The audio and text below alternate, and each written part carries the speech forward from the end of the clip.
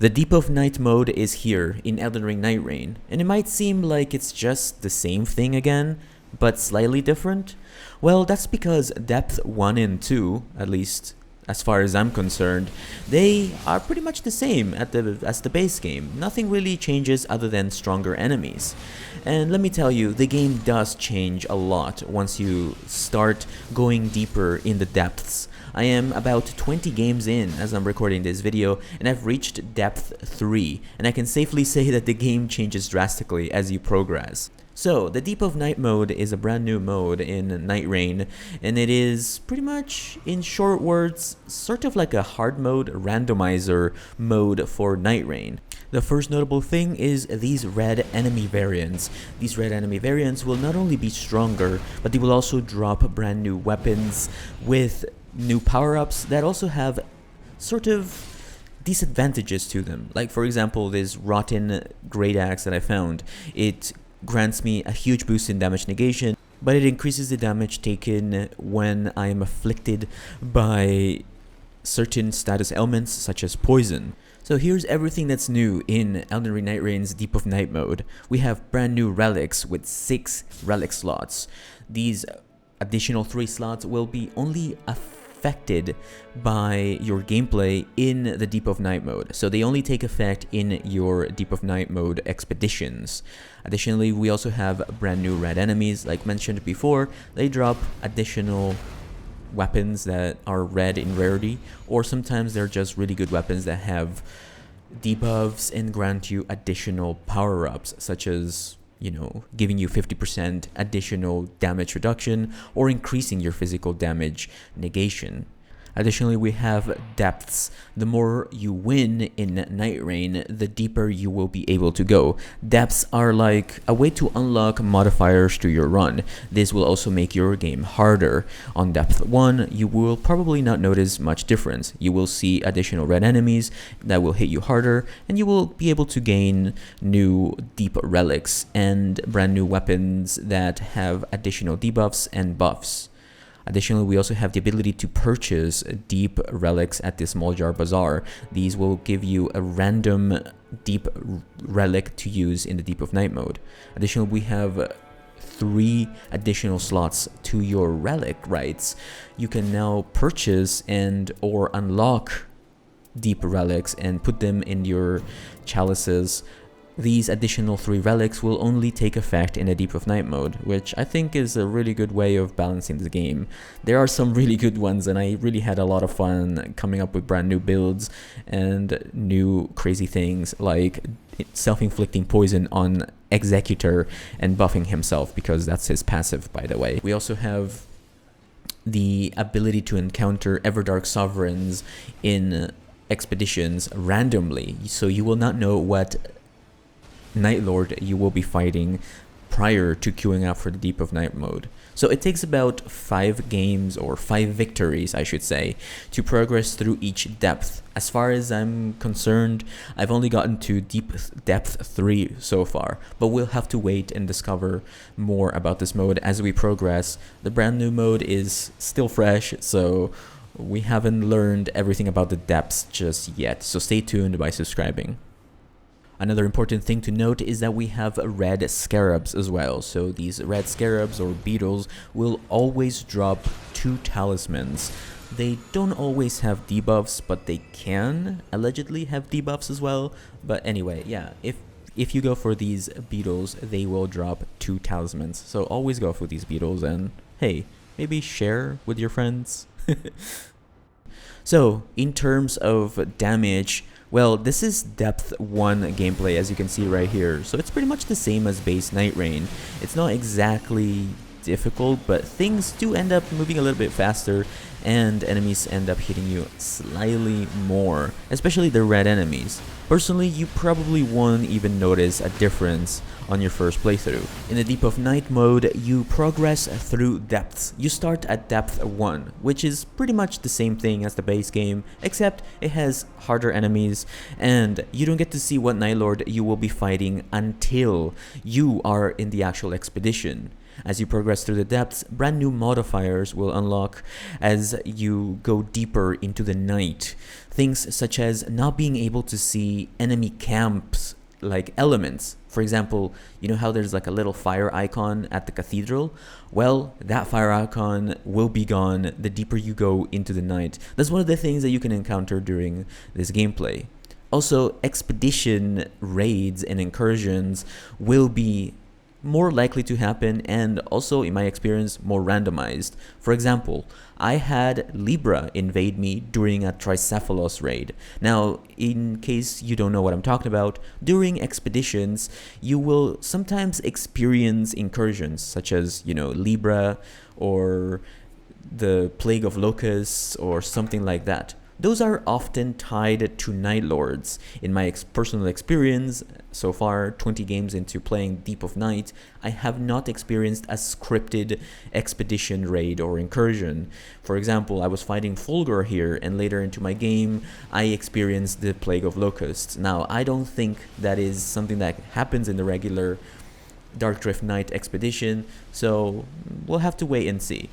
In my personal experience, this truly feels like a randomizer run, and that really adds for more replayability. Now let's talk about the rewards. Now in Nightreign's Deep of Night mode, you will be given additional relic slots. Yes, that's right. You will carry 3 normal relics and 3 deep relics.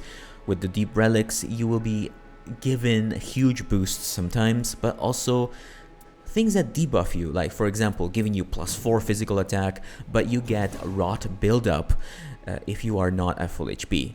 These things can be used to your advantage as well, like for example rolling talisman that gives you increased damage when rot is nearby, or increased HP recovery speed when you're suffering from ailments, or playing as executor. When you're poisoned, you activate his passive ability which buffs him.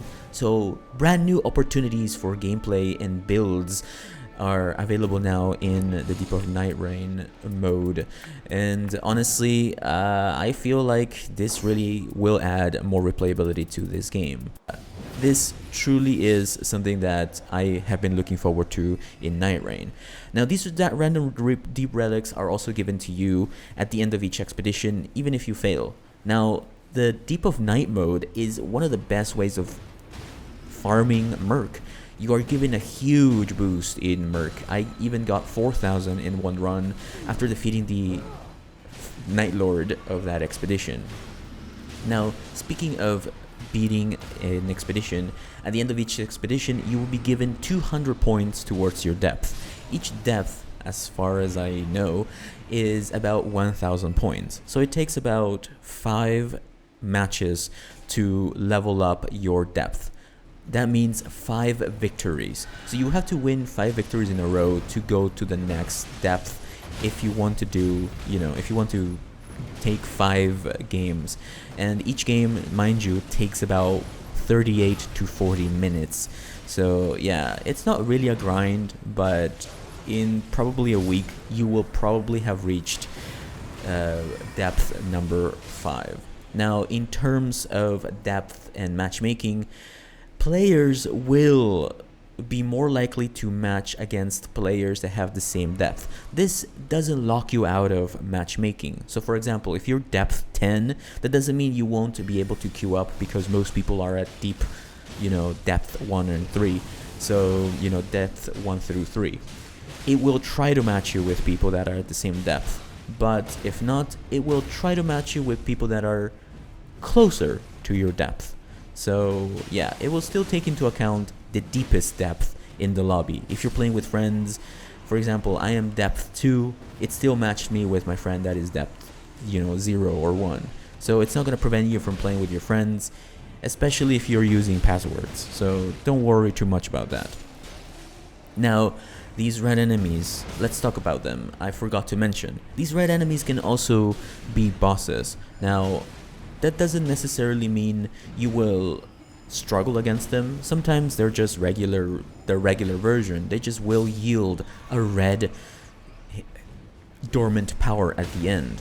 So yes, they will have an increased chance at giving you a dormant power, but they're not guaranteed to giving you a red dormant power, which then guarantees you a red, rarity weapon that will have, a really good buff, but also a debuff. Now, another thing that I started noticing at depth number 2 is the addition of red icons on your map. The formidable foes now have a chance of being red on your map at depth 2 and below, I guess. And these will be enhanced formidable foes that will yield almost always legendary rewards. So I recommend you go and do these. Now, in terms of how far you can go, well, according to From Software, this mode is endless. And by that, they mean that you can go as deep as you can. Like, there is no cap. But that hasn't been fully confirmed yet. As the mode is still new, there aren't really that many people that have reached, depth 100 or anything like that. Anyway, let me know what you guys think about this in the comments down below. I think this is great. I personally believe this mode was made for 3 players. If you play solo, you will probably have a bad time. I started playing solo with Raider, which is, one of the best characters in the game, and it's very noob friendly, and he's super strong. And I ended up struggling quite a bit. Another thing to note is that no matter what shifting earth you have active currently at your round table, this will not affect the Deep of Night mode. You will be able to get shifting earths, though, randomly, but you don't get to choose which ones you get. Sometimes you don't get shifting in the earth. In terms of how balanced it is, so far it's been 50-50 for me. Sometimes I get a shifting earth, and then the next game I don't.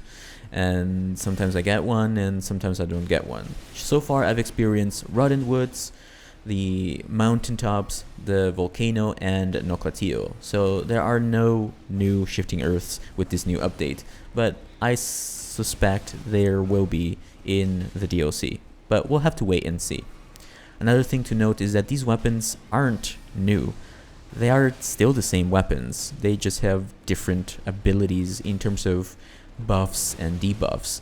So yeah, I just wanted to point that out because I know they said there will be new weapons in this update. There are no new weapons in this update, and trust me, I've played for 10 hours already.